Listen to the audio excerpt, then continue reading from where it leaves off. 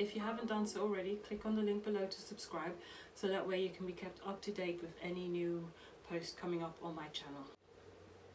So as you can see from the topic below, I will be talking about how I'm coping mentally through Covid-19 because I'm shielding. There are many others who are in the same situation, such as myself, who are presently shielding because you have an underlying illness. My illness, as I've mentioned in a previous post before, is I suffer from Crohn's disease. And as a result of my having Crohn's disease, I'm also on immunosuppressants, which means I'm at more risk if I end up catching coronavirus. We don't know what those risks are in detail, but that is one of the guidelines which the government has given, that those who fall within the extremely vulnerable category, we need to shield from the public, just so that way we are protected by not catching the illness. There's guidance on the government website with regards to shielding, but in a nutshell pretty much means that you need to stay indoors, not go outside. That includes opening the door for delivery men. Best for you to ask them to leave your parcels outside, so that way you have no contact with them. You're also supposed to not be in close proximity within if you live in a household with others. Just so that way you don't put yourself at risk of catching Covid-19. Now, I know that there are many others in exactly the same situation as myself, stuck at home. How that must be affecting you mentally, it must be ridiculous, because I know that I am suffering from withdrawals in terms of I want to go outside, I'd love to meet up with friends and stuff like that. But that is something that everyone is presently going through anyway.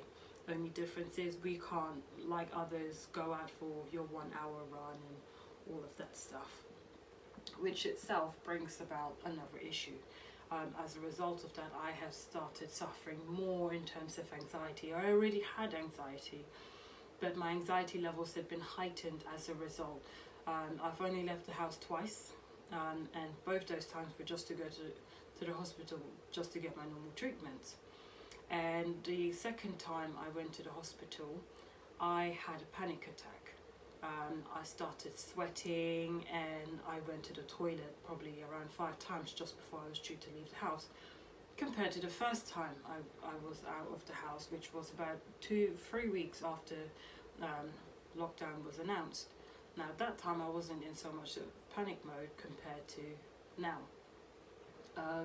In terms of how am I coping mentally through Covid-19 and shielding, best thing for me to say is I've been working, so I've had the benefit of being able to have something to do.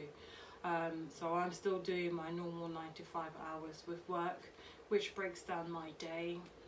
The other thing I've also kept up with is some routines, which in my case means exercising, because I used to go to the gym during my lunch hour when I was at work. So now I just train within my lunch hour at home instead.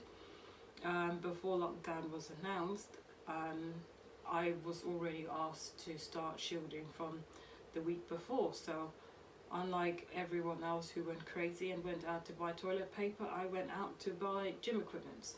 So I bought weights and all that stuff, so that way I can still keep up with training and be able to train the way, if not similar to how I was training before Covid-19 hit us.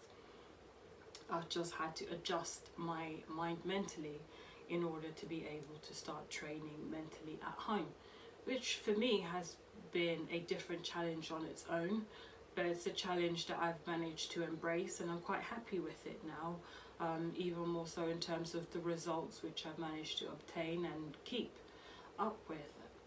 The other thing I've had to start doing more, which I wasn't doing enough of, was I meditate with yoga a lot more, in order to be able, because the problem is that you might have when working from home is that you're sitting down for longer periods of time and you're not giving yourself that chance to move around probably as much as you were if you were in the office, unless you were the other way around, that you're moving around more.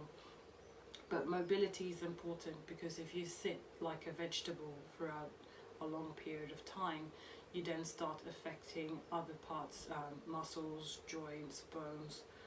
You still would need to find ways to stress and de-stress the muscle tension.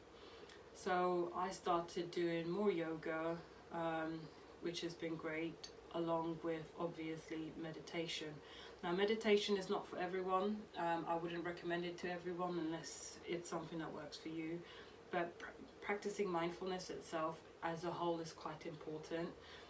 Mindfulness does not mean it needs to be yoga or meditation. Mindfulness is something that's personal to you, what helps put you in that happy place, as you call it, in order to be able to relax. Could be anything from singing, painting, exercising, whatever makes you happy. I know that there are others who aren't in as a fortunate position as myself, and I would advise you to try and find ways to find some kind of balance, so that way you don't go too insane. I'm unfortunately, or fortunately for some, don't have children, so they don't have to suffer as a result of my having to shield, because I can only imagine how much more difficult it can be for them having to shield and not being able to take the kids out as you would normally do. But if anything, whatever you can find in terms of being able to cope during the Covid-19 crisis, being mentally, is quite important.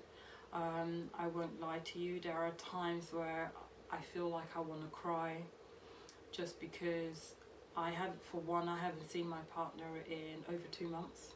So that itself is quite hard. Obviously, our relationship is still fine. We talk very often, and he's quite understanding of the situation with regards to the fact that I'm extremely vulnerable, and he doesn't want to expose me to the illness because he's still working.